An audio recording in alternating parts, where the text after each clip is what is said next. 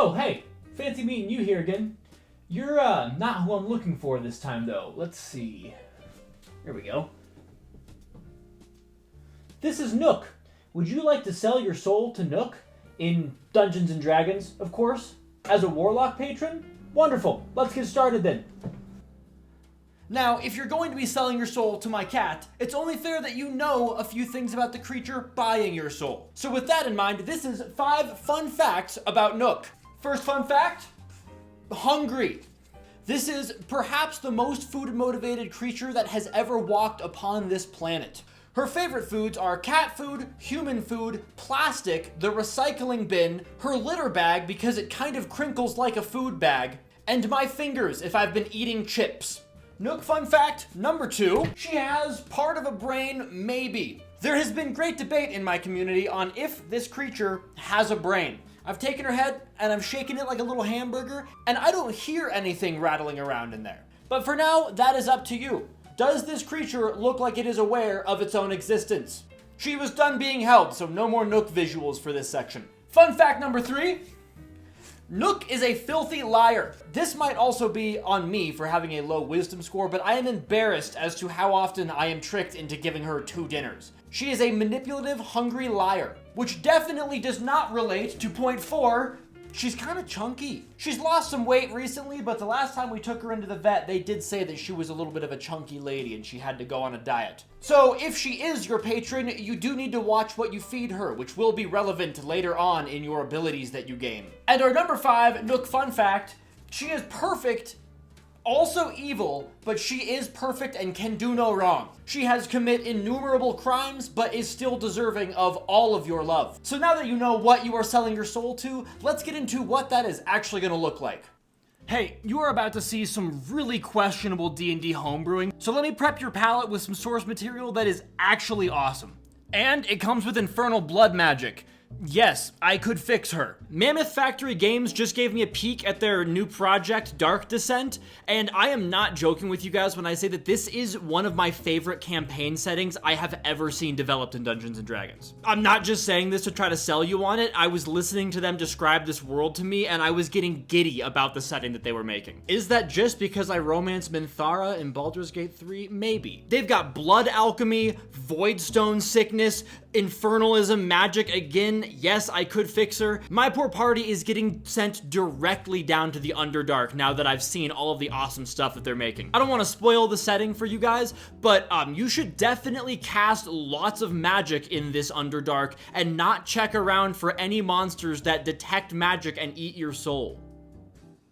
The link is in the description. It helps them out because they're wonderful people, and it helps me out because I can buy more canned food for this diabolical creature. You know that they actually paid me to take this thing from the shelter? She cost me $35, and they gave me a $50 gift card to the pet store.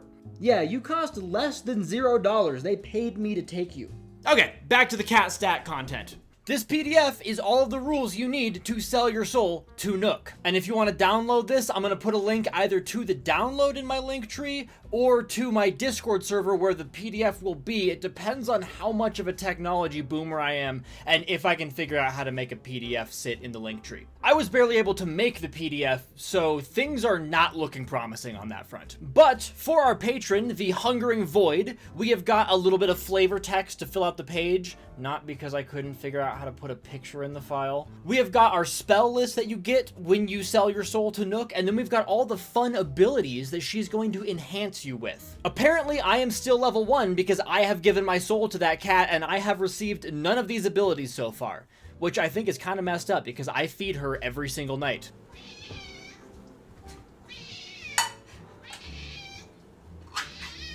Let's blitz through the spells really fast because these aren't custom, these are just spells from the player's handbook, and then we'll go ahead and get into the fun custom abilities, alright? So at level 3, we're getting Pass Without Trace because Nokk is sneaky and steals things. Speaking of which, she's trying to steal my chili right now.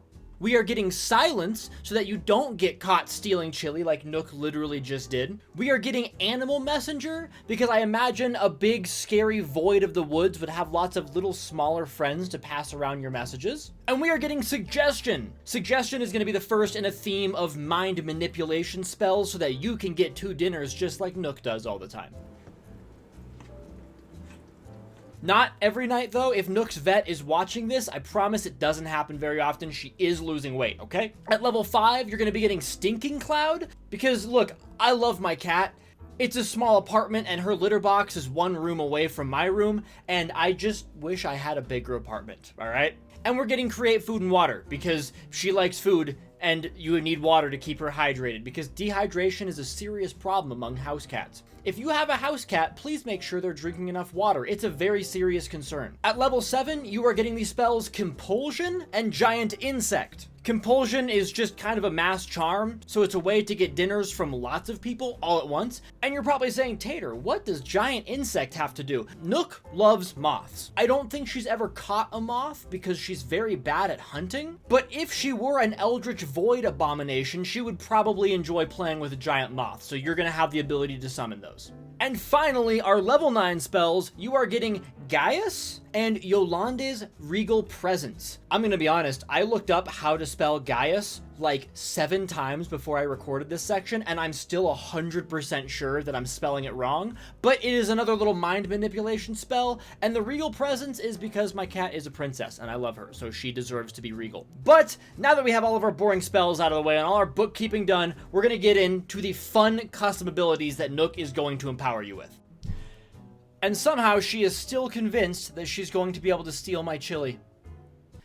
Alright, as a Warlock, you're getting your abilities levels 3, 6, 10, 14. So we have 4 custom Nook abilities that you're going to gain in return for your soul. Level 3, pretty toned down, we've got Feline Boons. Basically what I'm shooting for with this one is just gaining a little bit of cat-like nature. So you're gaining advantage on perception checks based on smell, because your cat's got a sniffer.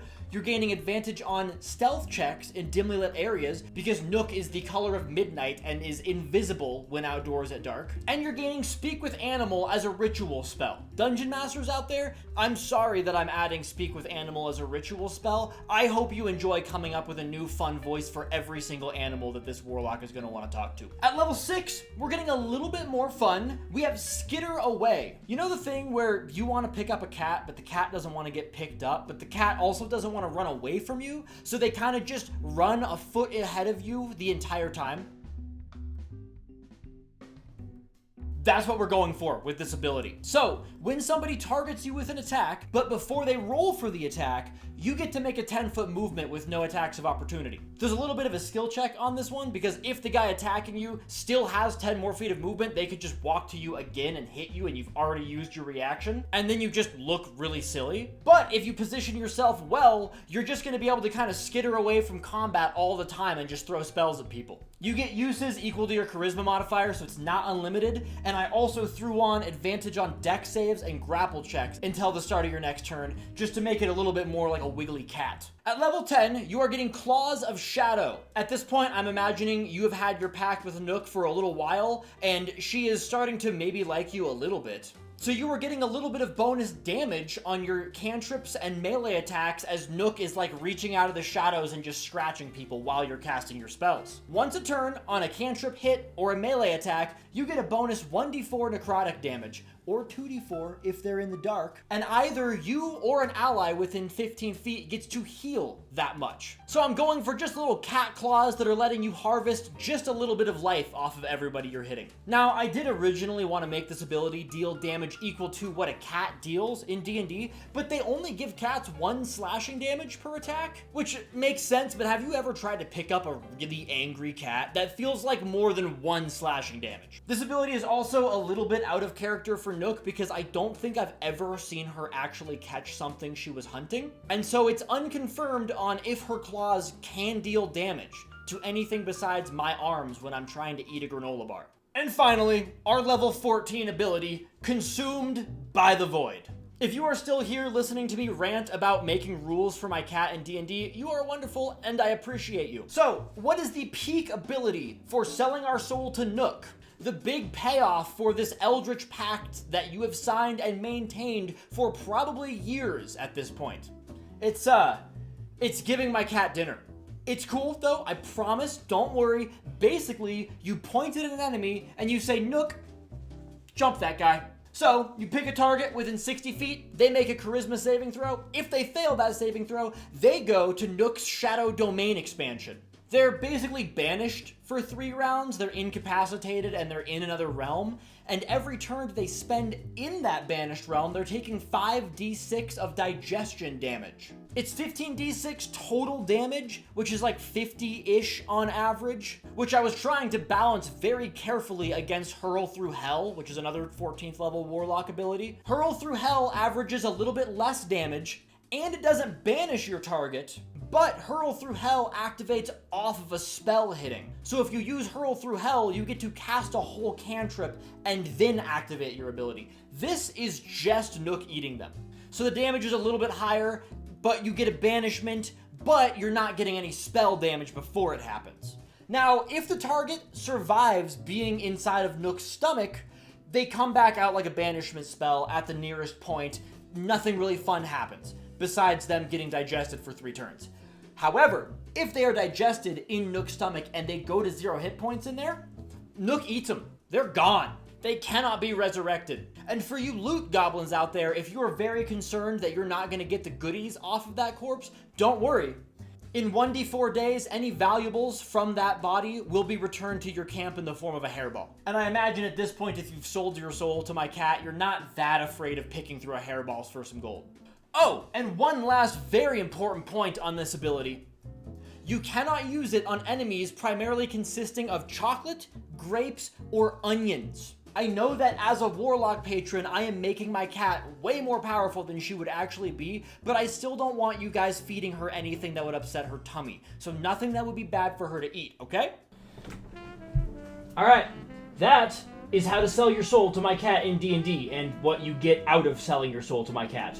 Sorry that it took me a month to make another long form video. That's my bad. I'm a bad YouTuber. The next one is coming much sooner, I promise. And also don't forget, if you want to download the PDF for this, it's either in my Linktree or in my Discord server. And go check out Dark Descent in the description. It helps me out a ton. And since Nook is already trying to get into the fridge, see ya.